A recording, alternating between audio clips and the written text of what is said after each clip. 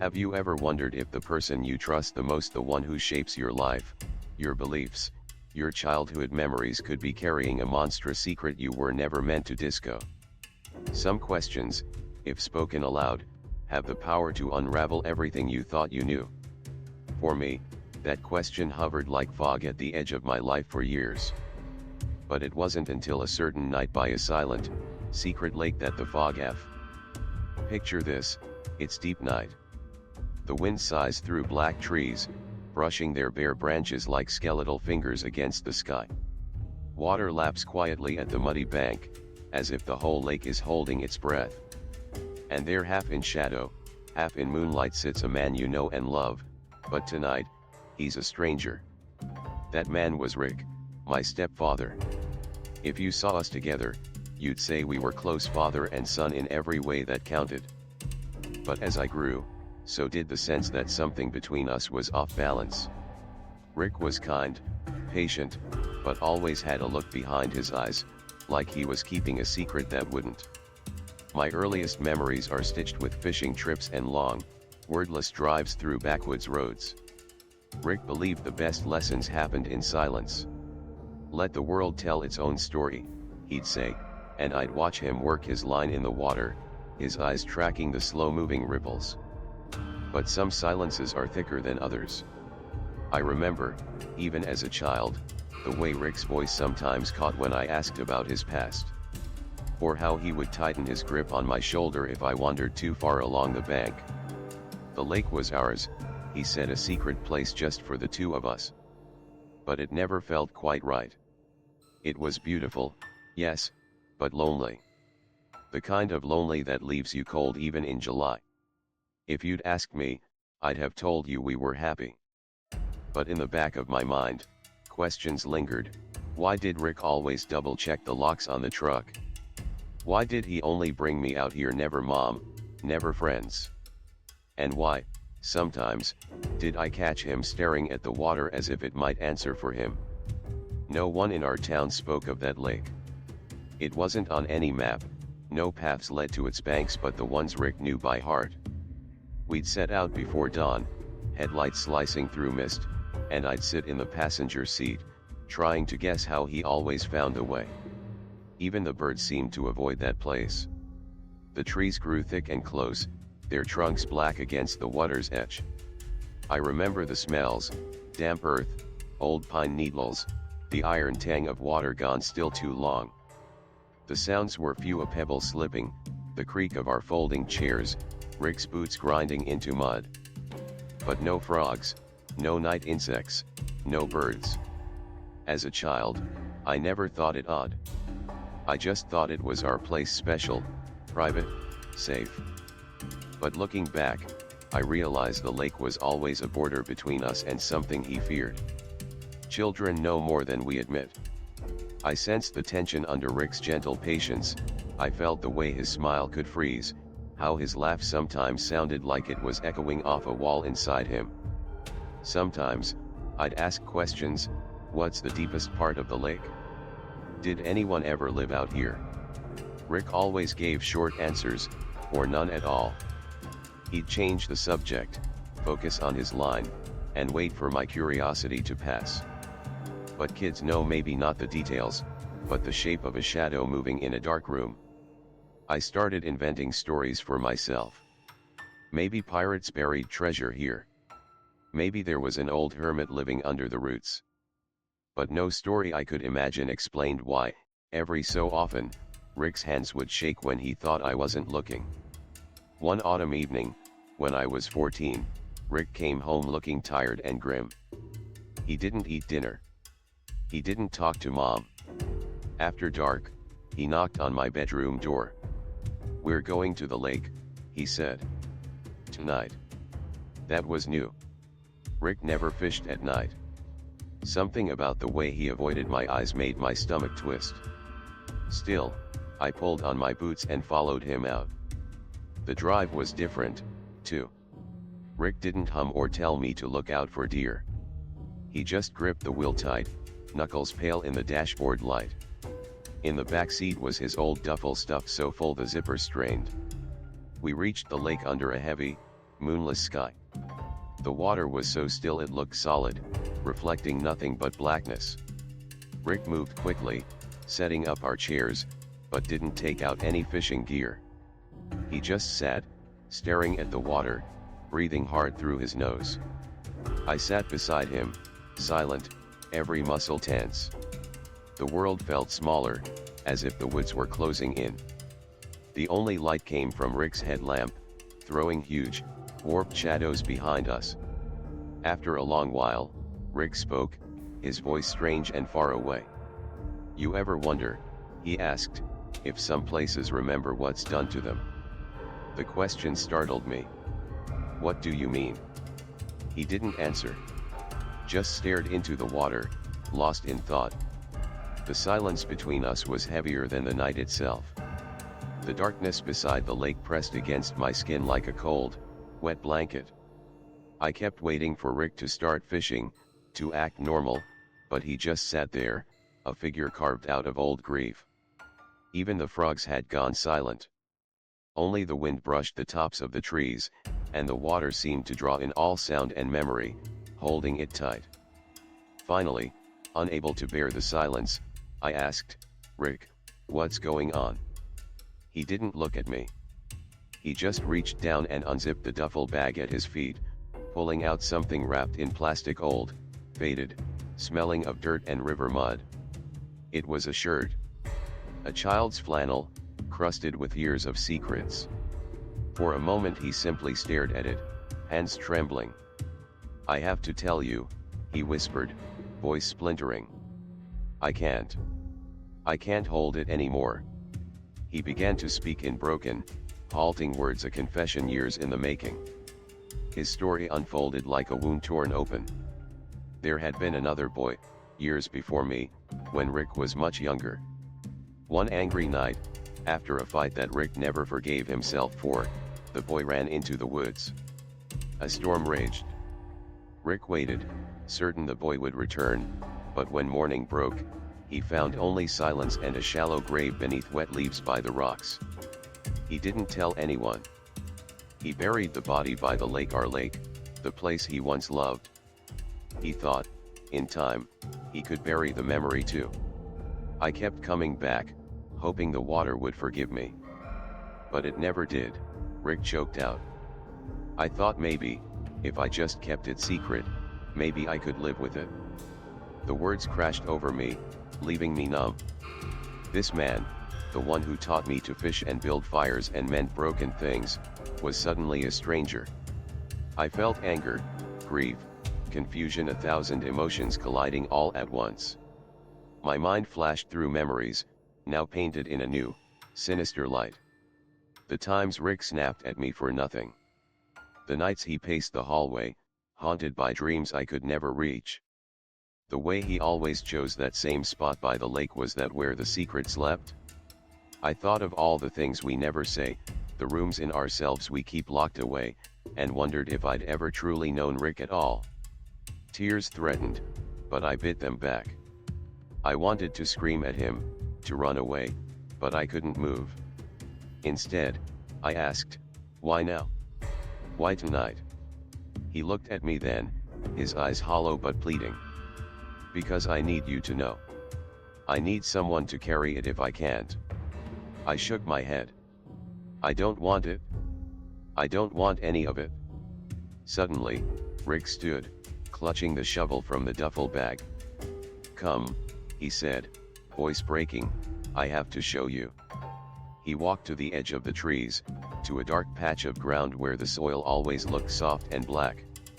With every heavy breath, he dug, each thrust of the shovel echoing in the woods. The smell of earth filled the air, rich, damp, almost sweet. I stood frozen, fear crawling up my spine, half expecting bones or worse. But the hole gave up only rocks and roots. Nothing more. Rick stared down, breathless, shoulders shaking. "It's gone," he said finally. "Maybe it was never here. Maybe it's always just been in me." The air felt colder. I looked around, suddenly certain we were being watched. The wind seemed to whisper through the reeds, and shadows flickered at the edge of my vision. The lake was utterly still, as if it, too, was waiting. That night, the world changed. We walked back to the car in silence, Rick clutching the empty shirt, me clutching the broken pieces of trust. The drive home was endless, two strangers sharing a secret that would haunt us both. After that night, Rick stopped coming home. He left no note, no goodbye. Just vanished into the world like fog burning off at dawn. Mom never spoke of him again.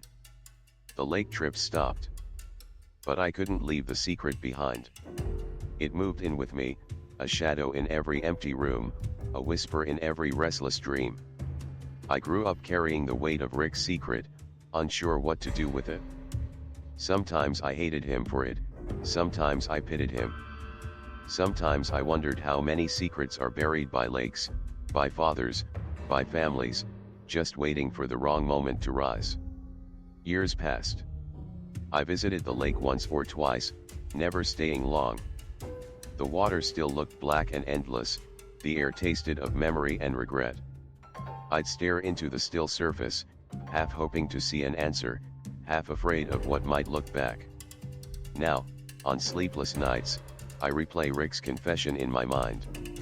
I wonder if we can ever really know the people we love, or if we're all just islands, each with our own darkness hidden beneath the surface. Maybe some secrets do float, bobbing just out of reach. Maybe they're what keep us awake, long after the world has gone still. In the end, I learned this.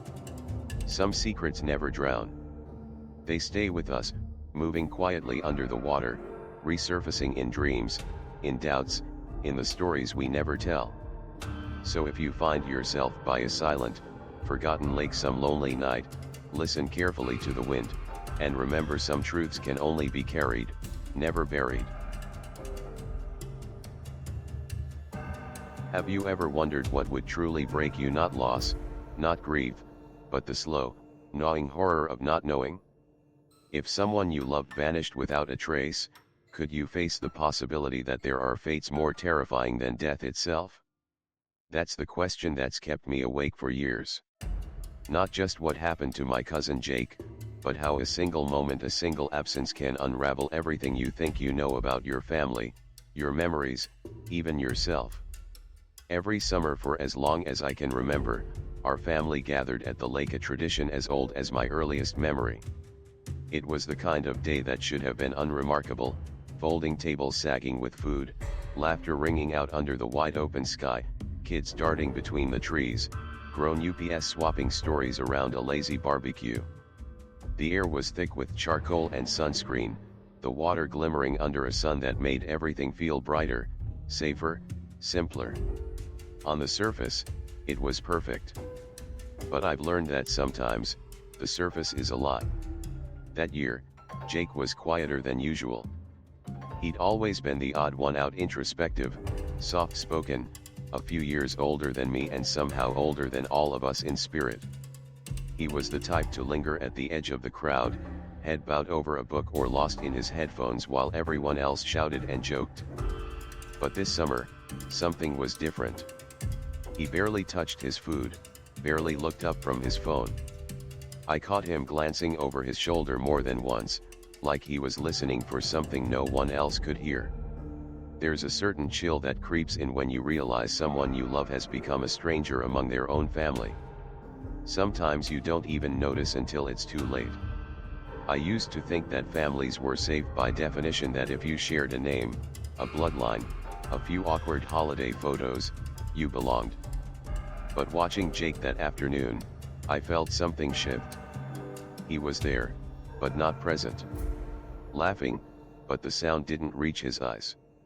It's only now, looking back, that I see the signs, the way he isolated himself, the nervous habit of tugging his sleeves down over his hands, the restless way his gaze darted to the tree line and back again.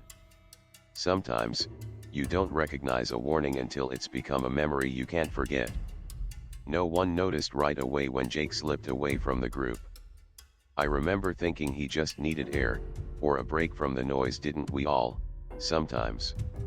I saw him walk down to the old dock, his shoulders hunched, his shadow trailing long across the sunlit boards. For a while, he just sat there, feet dangling above the water, eyes fixed on something invisible in the shimmering distance. Later, when the sun dipped low and the air grew cooler, someone realized Jake was gone. At first, it was casual, he's probably up the path, maybe he's getting firewood, but the mood turned uneasy when he didn't answer our calls. I remember the way the laughter dried up, replaced by sharp whispers and frantic searching. Someone found his shoes by the edge of the dock, neatly paired, abandoned. No footprints leading into the trees. No splashes in the water. Just silence. That was when the panic began. It's a strange thing, the way fear moves through a family. At first, there's denial, he'll turn up, he always does, stop worrying. Then the calls become louder, the flashlights come out, and every shadow becomes a threat. We fanned out along the shore, stumbling through brambles, calling his name until our voices cracked. I remember the taste of adrenaline and the press of dread, the way time warped until every minute felt like an hour. But as darkness fell and Jake didn't come back, the truth crept in, we had no answers. No clue, no closure. Just an empty dock and a pair of shoes. That, I think, is the purest form of horror, not blood, not screams, but the aching, endless absence of explanation. With every passing moment, hope dried up, replaced by something far colder and crueler. People talk about closure like it's a gift, a thing you can earn or be given. But what if the truth is a locked room you never get to enter? That night, as we huddled by the fire, silent and shaken, I realized the worst kind of loss isn't death, it's not knowing. It's living with the empty space where an answer should be. I don't know if I prayed that night. I don't remember sleeping. I just remember the sick certainty that nothing would ever be simple again. The search for Jake stretched long into the night. Flashlights cut ragged holes in the darkness, voices cracked from shouting his name. Each sweep of the lake shore, each trembling scan of the woods, turned up nothing but more questions. The water stayed eerily calm, its surface black and mirror smooth. The air was thick not just with fear, but with something else. Expectation, maybe. Or accusation. Just after midnight, someone found Jake's phone by the dock. The screen was cracked, smudged with sand, but it was still on. A single, unread voicemail blinked in the notifications. Huddled together, hands shaking, we listened to it on speaker. "If you find this, don't come looking for me." Jake's voice was thin, barely more than a whisper, frayed by static and fear. "It's here. It's watching. Please just let it go." The message cut off in a burst of static, leaving a silence that made the night colder. Some thought it was a joke. Others swore it was a warning. I felt my skin crawl. His voice was real, the dread unmistakable. Something was terribly, impossibly wrong. When the sun rose, the police came, methodical and grim. They searched, questioned, and measured, but found no sign of Jake, no footprints, no torn clothes, not even a ripple in the water.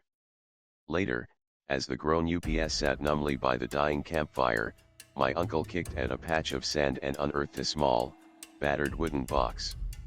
Inside were old, yellowed photos, the lake, decades ago, shrouded in fog, a group of strangers standing unsmiling on the same dock where Jake had last sat.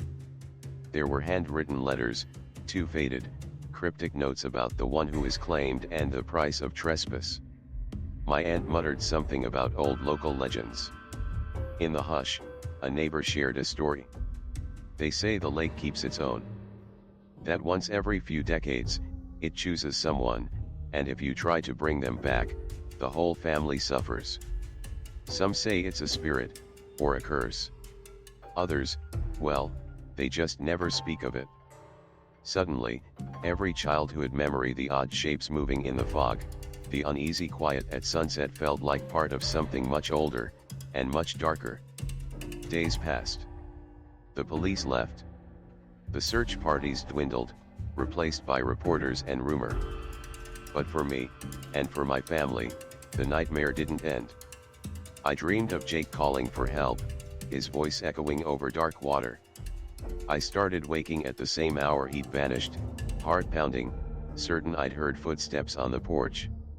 Sometimes, I'd get a phone call late at night, no caller ID, just faint, raspy breathing on the line. I saw things, too, a figure standing at the end of the dock in the dawn mist, a flash of movement beneath the water's surface, a shadow in the trees that vanished when I blinked. Grief twisted us all in different ways. My uncle grew withdrawn, blaming himself for every minute Jake was left alone. My mother lit candles and prayed, her faith stretched thin and frayed. My cousins whispered, afraid the lake would choose again. We stopped gathering at the lake. Our family's joy felt hollow, everything that was light now carried a shadow. The police called it a disappearance, then an unsolved case.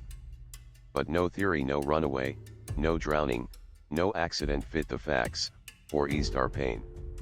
Jake was gone, and with him, a part of our family's soul. The old box became a family relic.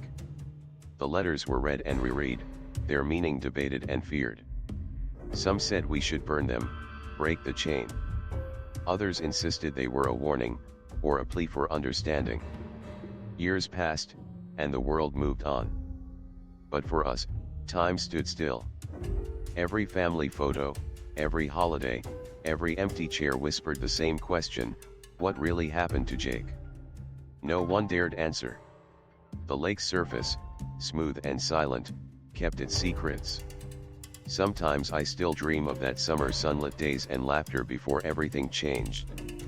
Sometimes I think I hear Jake's voice on the wind, calling out from the place where the water meets the sky. What haunts me most isn't just that he vanished. It's the hollow ache of not knowing.